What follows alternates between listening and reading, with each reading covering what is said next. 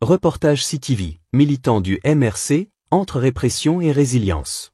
Au Cameroun, la politique est une arène où les coups ne sont pas que verbaux.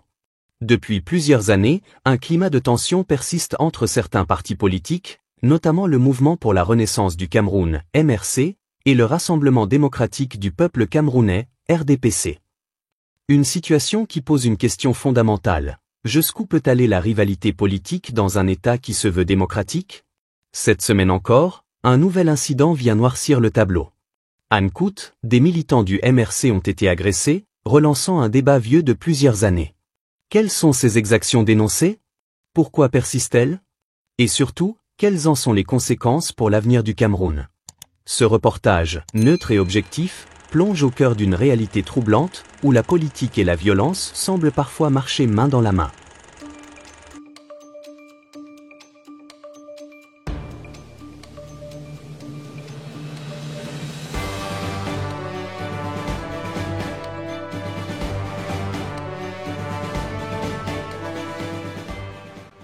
Dans la jungle politique camerounaise, il y a une règle non écrite. Quand l'éléphant tombe, les fourmis organisent une fête.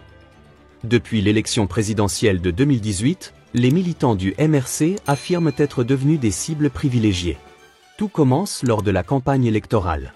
Sangmelima, Ebolowa, Ayo, Balmayo, autant de localités où des violences auraient été perpétrées. Brutalisation, menaces, destruction de matériel électoral, attaques physiques. Les accusations sont graves. Prenons l'exemple de Sangmelima en 2018. Des militants du MRC sont brutalisés alors qu'ils tentent de convaincre la population. À Ebolowa, l'affaire prend une tournure encore plus dramatique. Un homme aurait été pris pour cible par des tirs à balles réelles après avoir refusé que des urnes soient bourrées.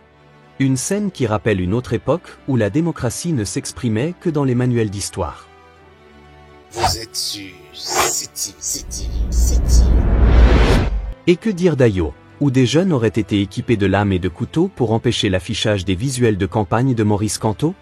À Nkout, la situation atteint un niveau de tension encore plus élevé. La plaque du MRC est arrachée et les militants expulsés du village. Face à cette avalanche d'exactions, une question se pose. S'agit-il d'actes isolés ou d'une stratégie de répression systématique? Le MRC, lui, dit vouloir répondre par la paix. Une posture que certains jugent utopique, mais qui serait dictée par une volonté d'éviter l'enchaînement de violences. Mais pour combien de temps encore? Car, comme le dit un proverbe africain, on ne frappe pas un tam-tam avec un seul doigt. Vous êtes sur CTV. Le spectre de la violence politique au Cameroun rappelle tristement d'autres contextes en Afrique. Des exemples comme le Zimbabwe de Mugabe, où l'opposition était muselée, ou encore la Côte d'Ivoire des années 2000, marquée par des tensions électorales sanglantes. Pourtant, nous sommes en 2025. Comment un pays qui prône la paix et la stabilité peut-il tolérer de telles dérives?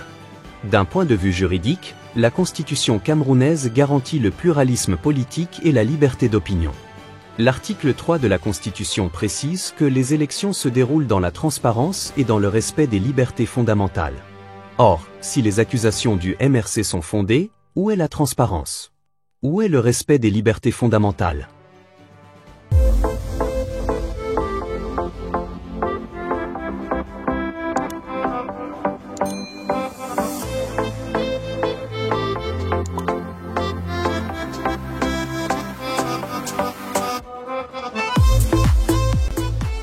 Le spectre de la violence politique au Cameroun rappelle tristement d'autres contextes en Afrique. Des exemples comme le Zimbabwe de Mugabe, où l'opposition était muselée, ou encore la Côte d'Ivoire des années 2000, marquée par des tensions électorales sanglantes.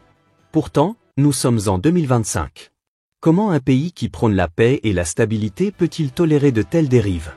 D'un point de vue juridique, la Constitution camerounaise garantit le pluralisme politique et la liberté d'opinion.